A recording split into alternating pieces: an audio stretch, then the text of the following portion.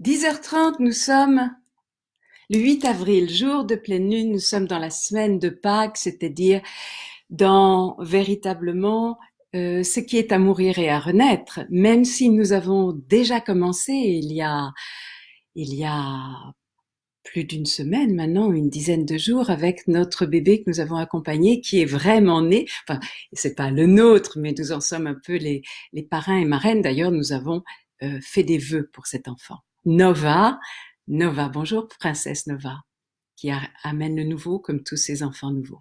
Alors, aujourd'hui, je voudrais qu'on se prépare à notre Pâques, à mourir et renaître. Et je lisais un commentaire d'une personne qui disait combien c'est difficile à pardonner en fait.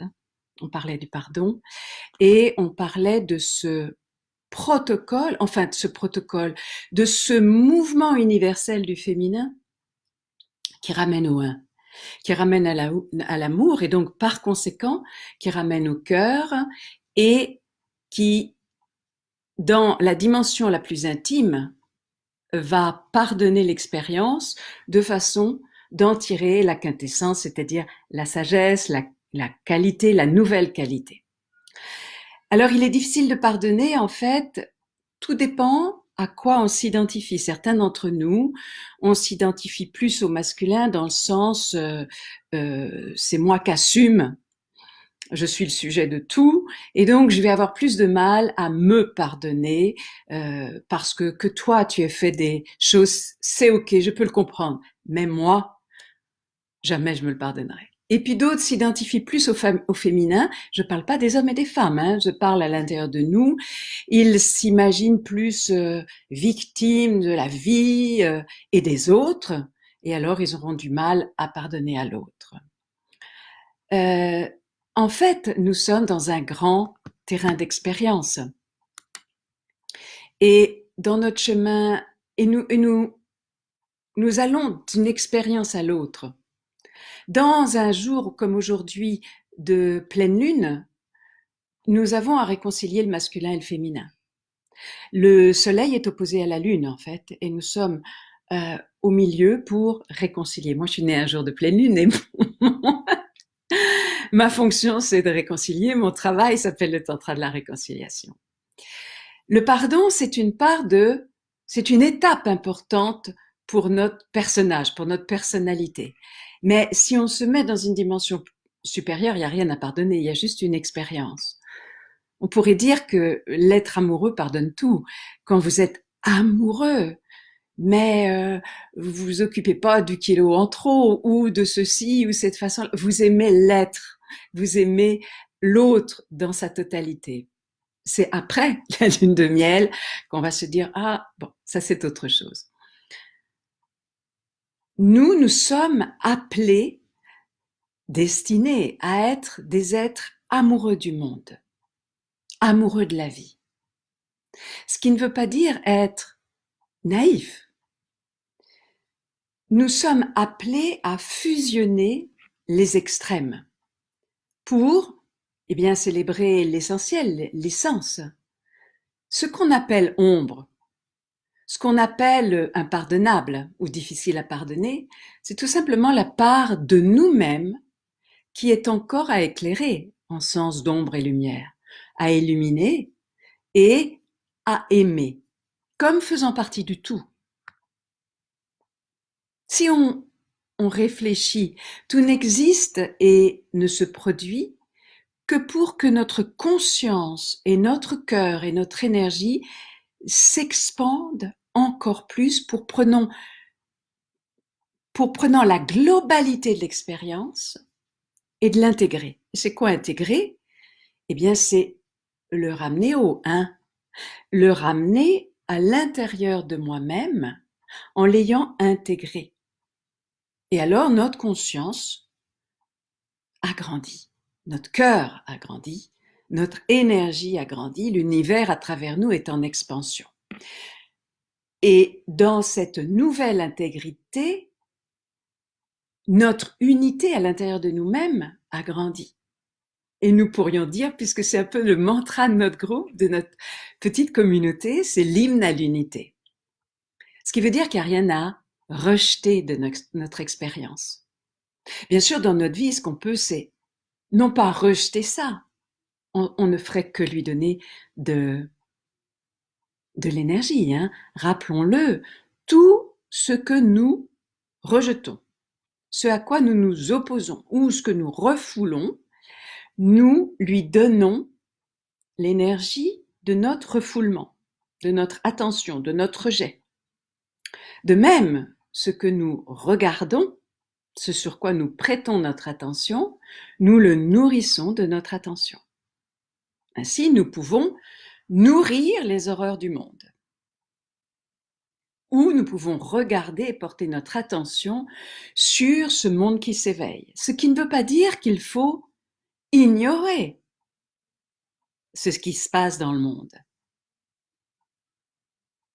Mais choisir de porter notre attention sur ce qui élève notre expérience, notre énergie dans un sens large. On pourrait prendre l'image du marché. On va sur le marché, en général, tout est beau et bien présenté. Vous rejetez pas ce que vous n'achetez pas, mais vous choisissez ce à quoi vous adhérez ce jour-là.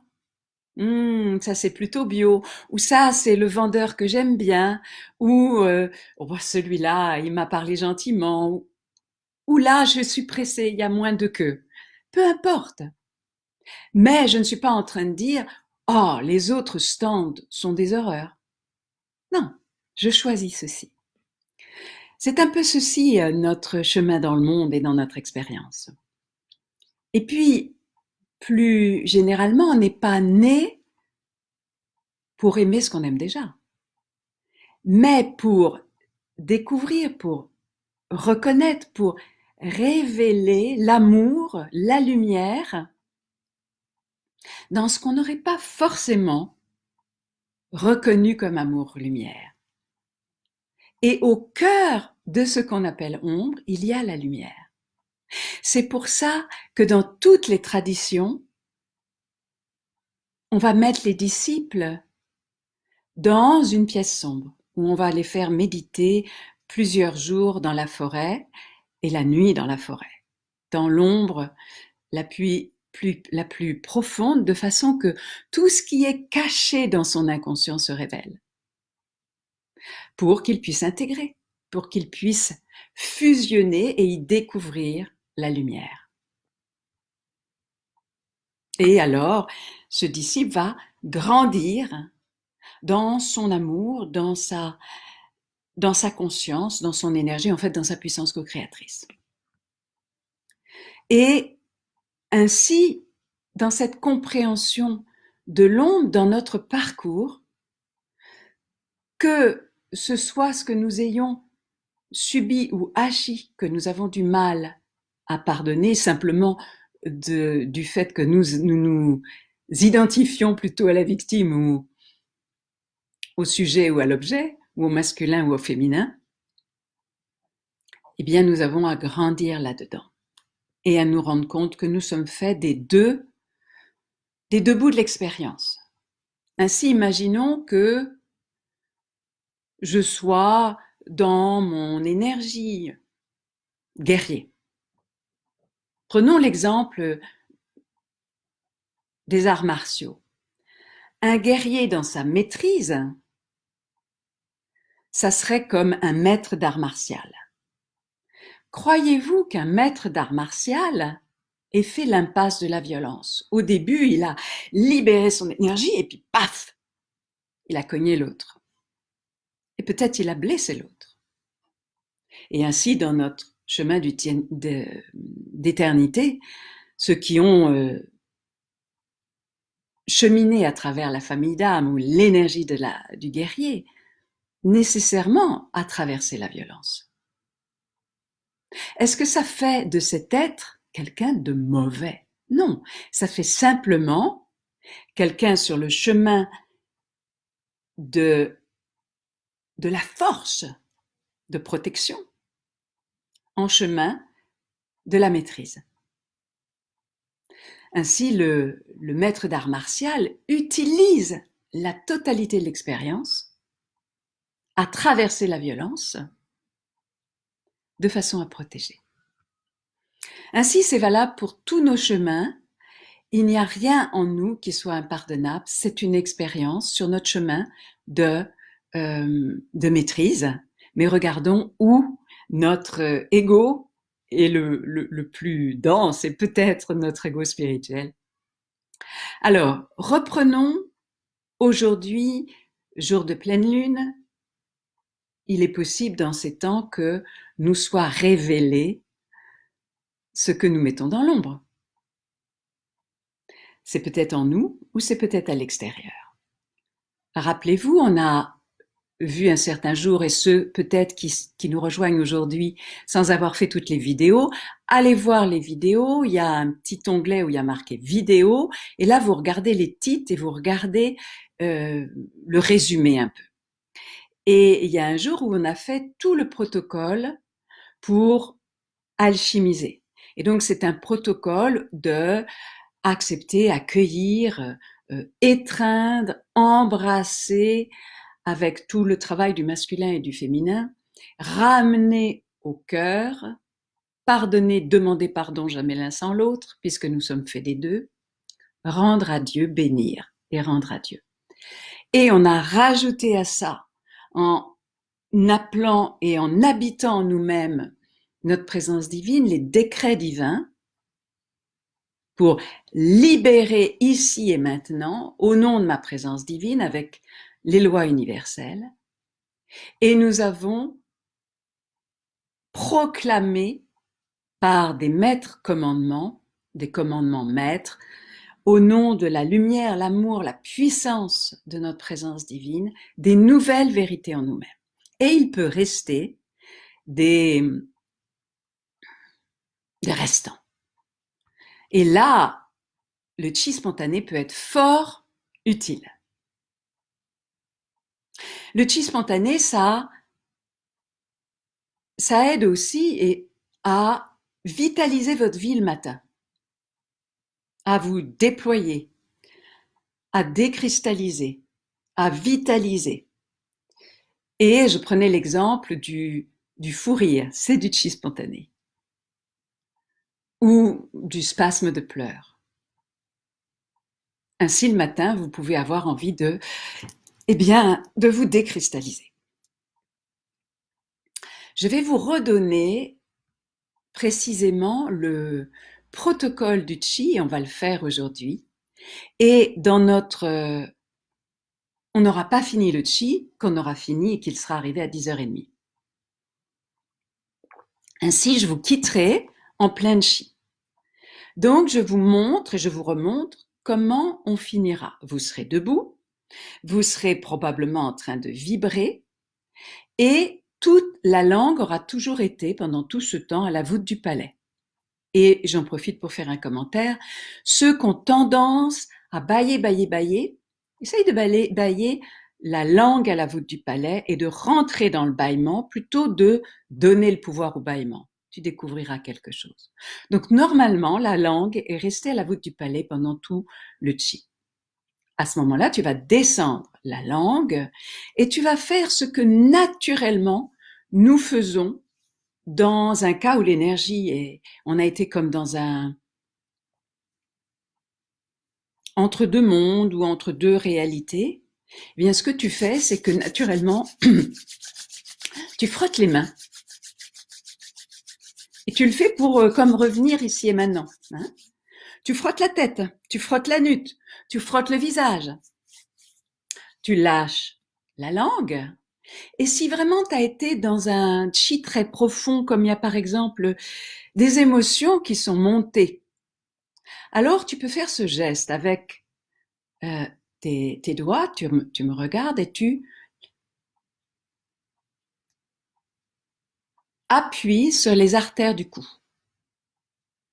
Et ça va comme arrêter ce protocole de chi spontané. Une chose, je crois que je n'avais pas dit la dernière fois, c'est la différence avec le Reiki et tous ces ki dont le chi porte cette même racine. Ce sont des protocoles fort ritualisés qui permettent à l'énergie de circuler.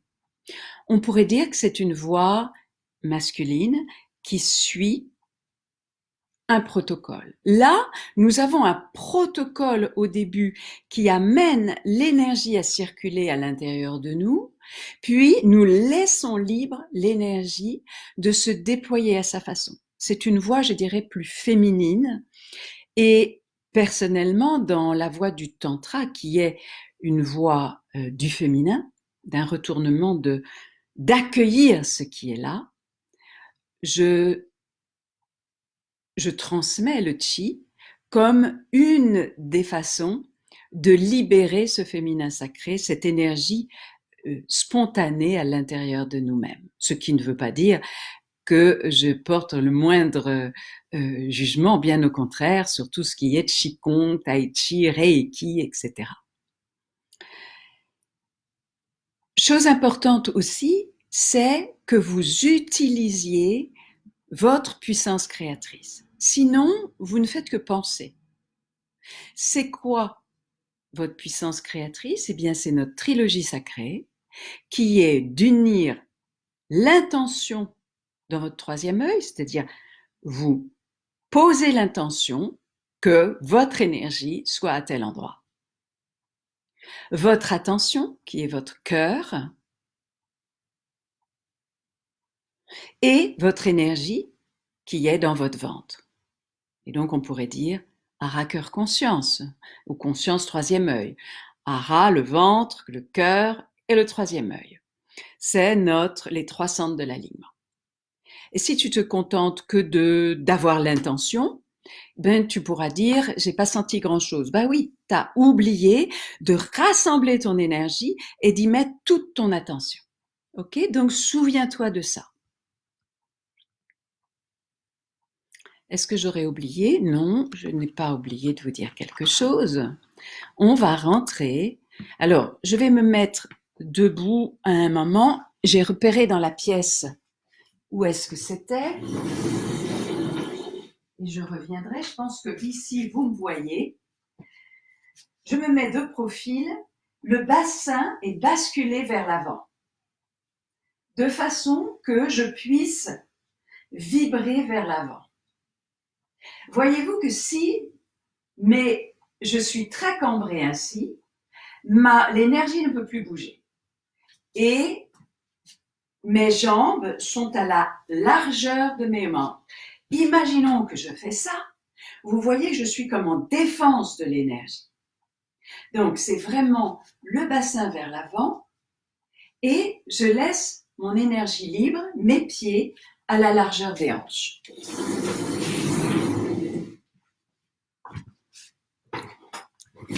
Alors, je t'invite de te lever.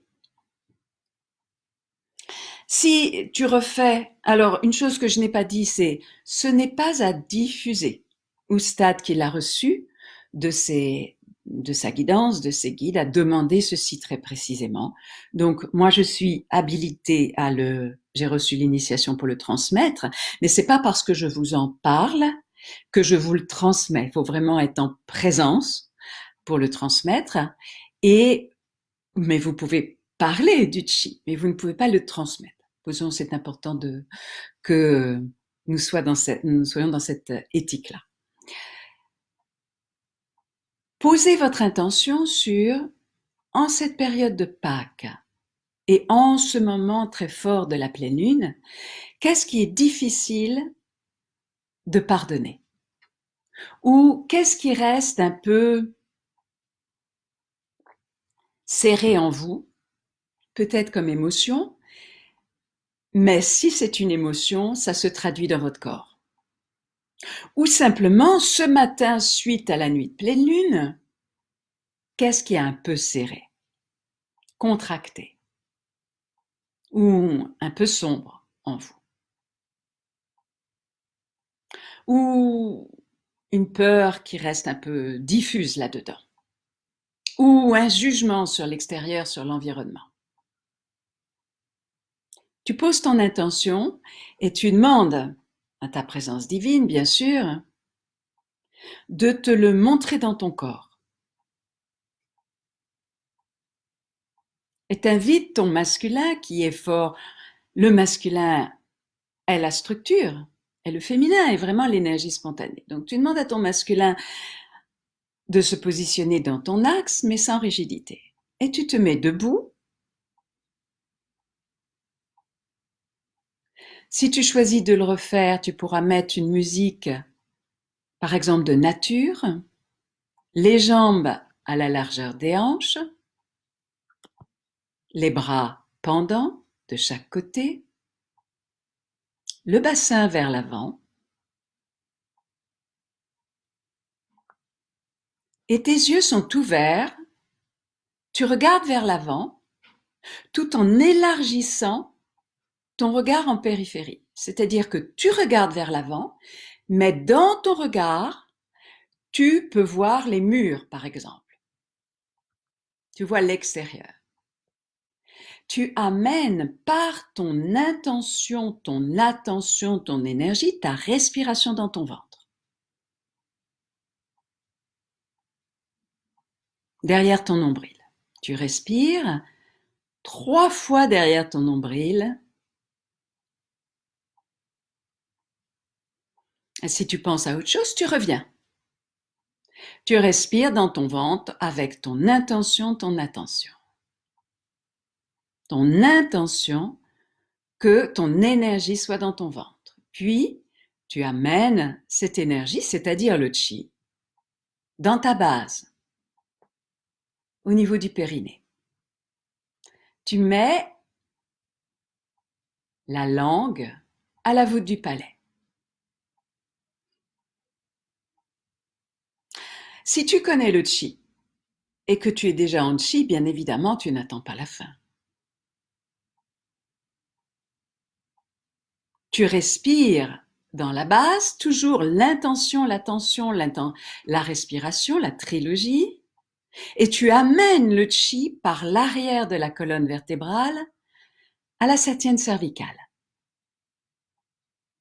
C'est là où tu te sens sensible à l'arrière du cou. Il y a un chakra important.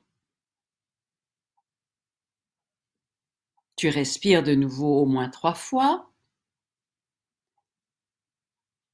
Et ça peut faire bouger ta tête ou pas. Et tu amènes l'énergie à travers les épaules jusque dans la paume des mains.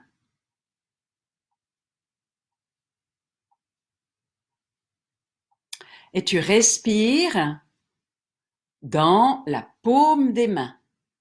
Et simplement en respirant, toujours avec ton intention, ton attention et ta respiration dans la paume des mains, tes mains peuvent comme s'ouvrir et tu les ouvres vers l'extérieur. Tu respires dans tes mains. Et tu amènes tes mains devant ton troisième œil. Tu respires, tu as les yeux toujours ouverts. Tu vérifies que ta langue est à la voûte du palais, que tu es toujours en train de regarder à l'avant avec une vision périphérique. Tu respires de nouveau, toujours au moins 3 fois dans ton troisième œil. Et tu descends tes mains au niveau de la gorge. Tu respires. Et là, tu amènes tes mains vers l'extérieur de la gorge comme pour prendre l'énergie tout autour de toi, au niveau de la gorge. Tu ramènes l'énergie au niveau de la gorge.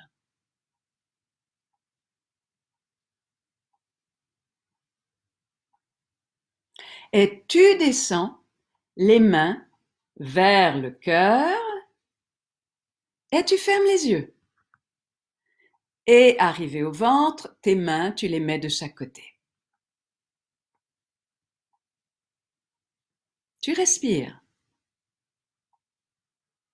Tu es tout entier dans cette respiration, intention, attention. Maintenant, tu vas chercher en t'abaissant et en ouvrant les mains, l'énergie tout autour de toi, et tu te relèves et tu ramènes l'énergie dans ton ventre. Et là, tu vas relâcher, relâcher, relâcher, relâcher, relâcher, relâcher, relâcher. Tu relâches les épaules,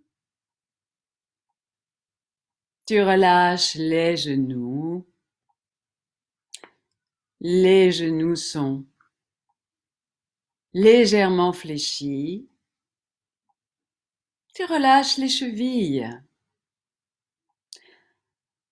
Tu relâches les poignets. Relâche, relâche, relâche. Tu relâches les petits doigts. Tes pieds sont stables. Et si tu avais envie, par exemple, de sauter, alors au lieu de sauter, tu amènes ce frémissement dans tout ton corps. Tu le contiens pas pour le diminuer, mais tu l'offres tout le contenant de ton corps. Tu relâches les reins.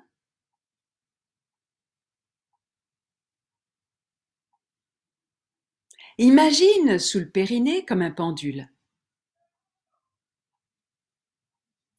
Et qui est au-dessus du sol, avec un fil de lumière par exemple, et tu l'imagines qui se balance en avant. Et toi, tu mets en route ton bassin et tu le balances. Comme tout radiesthésiste, mets en route son pendule, de façon à libérer la force de gravitation. Et tu laisses vibrer, te secouer, en te souvenant que le chi, c'est pas une danse, c'est pas joli, c'est pas moche, c'est beau parce que c'est l'énergie qui se libère. Mais c'est pas une jolie danse. Et tu fais vibrer, vibrer, vibrer, vibrer, vibrer, vibrer, vibrer, vibrer, vibrer. Et tu honores le chi qui est en toi. Et comme vous êtes chacun chez vous et que vous avez les yeux fermés, vous risquez pas de vouloir ressembler à l'autre et au chi de l'autre. Et parfois le chi peut être très vital. Ça vibre, ça vibre, ça vibre, ça vibre. Je prenais l'exemple des enfants qui ont toujours un genou qui bouge, qui bouge, qui bouge, qui bouge. Et là, c'est tout le corps. Vérifie que tes genoux sont bien légèrement fléchis, que ton bassin est vers l'avant, que ta langue est à la voûte du palais.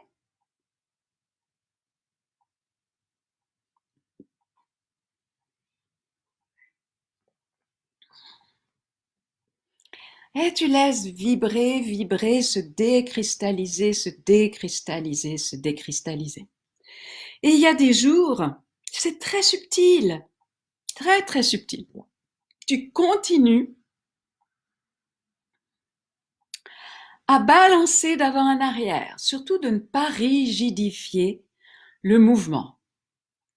Et toi qui as peut-être été élevé dans une forme de carcan, où les libérations d'énergie, d'émotions étaient peut-être interdites,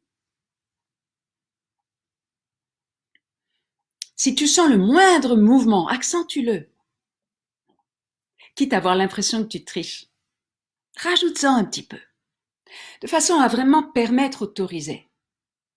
Mais si toi, au contraire, tu t'es beaucoup identifié à l'intensité énergétique, l'intensité des émotions, va plus dans une forme de subtilité.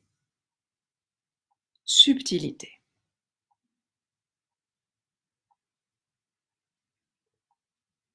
Et laisse vibrer dans la simplicité, l'humilité, la spontanéité, ce qui a besoin de se libérer. Et Si c'est relié au pardon, eh bien, cette décristallisation t'aide à pardonner. Et comme tu décristallises ce qui était jusqu'à présent non pardonné à toi ou à l'autre ou ce qui a advint.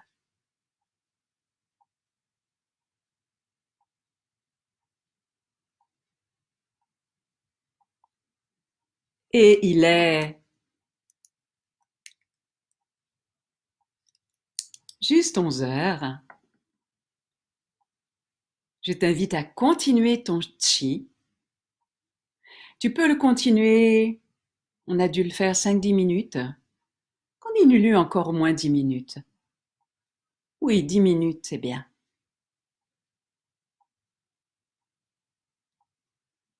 Elle libère cet aspect de ton féminin. La confiance aussi, de la sagesse de ton corps qui, quand tu l'écoutes depuis cet alignement intérieur, te donne cette ressource extraordinaire, formidable, de cette décristallisation, de cette vitalisation, de cette alchimie intérieure. Continue ton chi. Je te dis à demain, 10h30.